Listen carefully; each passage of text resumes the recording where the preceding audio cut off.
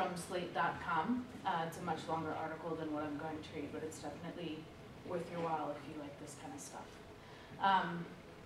It's called Space Invaders, Why You Should Never Ever Use Two Spaces After a Period by Farhad Manjoo. Can I let you in on a little secret? Typing two spaces after a period is totally, completely, and inarguably wrong. And yet people who use two spaces are everywhere. Their ugly error crossing every social boundary of class, education, and taste. You'd expect, for instance, that anyone savvy enough to read Slate would know the proper rules of typing, but you'd be wrong. Every third email I get from my readers includes the two-space error. The public relations profession is similarly ignorant.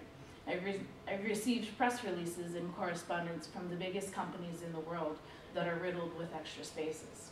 Some of my best friends are irredeemable two-spacers too, and even my wife has been known to use an unnecessary space every now and then, though she points out that she does so only when writing other two-spacers, just to make them happy. What galls me about two-spacers isn't their numbers. It's their certainty that they're right. Over Thanksgiving dinner last year, I asked people what they considered to be the correct number of spaces between sentences. The diners included doctors, computer programmers, and other highly accomplished professionals. Everyone said it was proper to use two spaces.